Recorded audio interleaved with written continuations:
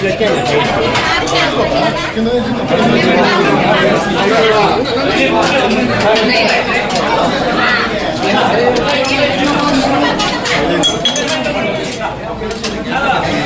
శుక్రవారం అందరికీ ఒక ప్రత్యేకమైన రోజు.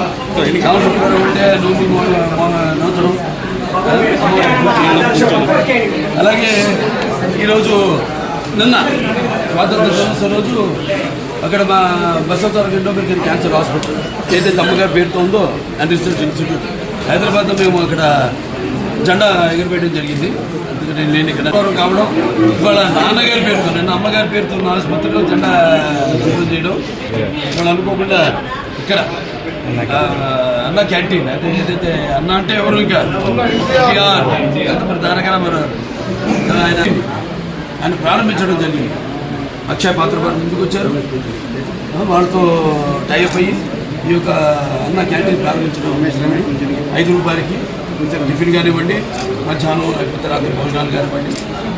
అలాగే ఇప్పుడు నిన్న గుడివాడలో ఆయన ప్రారంభించడం జరిగింది ఒక అన్న క్యాంటీన్. ఇవాళ రాష్ట్రం మొత్తం 100 క్యాంటీన్లు, 99 క్యాంటీన్లు ఇవాళ ఈరోజు, అంటే 99 100 క్యాంటీన్లు. ఇంకా అంచెల వారీగా రాష్ట్రం అంతా కూడా ఈ యొక్క విస్తరించి ఈ యొక్క అన్న క్యాంటీన్ని ఎలాగైతే పూర్వం అలాగే ఈ అన్న క్యాంటీన్ని నడపడం జరుగుతుంది.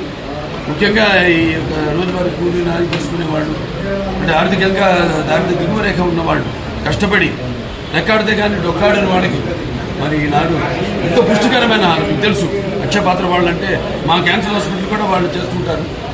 సో వాళ్ళ ఎంత నాణ్యంగా ఉంటుందో వాళ్ళ అలాగే ఎంత పౌష్టిక ఆహారం.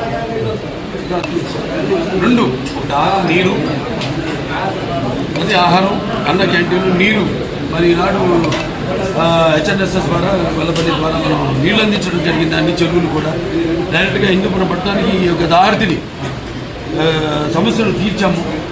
అలాగే ఇంక ముందు ఇంక ఉన్న పనులు ఉన్నాయి. మీరు చేసుకున్న అదృష్టం మళ్ళీ మీరు తిరిగి తెలుగుదేశాన్ని పార్టీని అధికారంలో తీసుకురావడం. సో ఇవాళ అన్ని పనులు చంద్రబాబు నాయుడు గారికి మన హిందూపురం అంటే ఒక ప్రత్యేకమైన అభిమానం.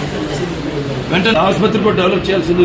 కలెక్టర్ గారి చైర్మన్ దానికి మొత్తం నేను వైస్ చైర్మన్, మిగతా మెంబర్స్ ఉంటారు. వాళ్ళందరూ కూడా చర్చించి మేము కావాల్సినవన్నీ కూడా మేము లిస్ట్ తీసుకోవడం జరిగింది. ఏం పరికరాలు కావాలి, ఏమున్నాయి, ఏవి తగినంత సిబ్బంది లేకుండా ఎందుకు అవి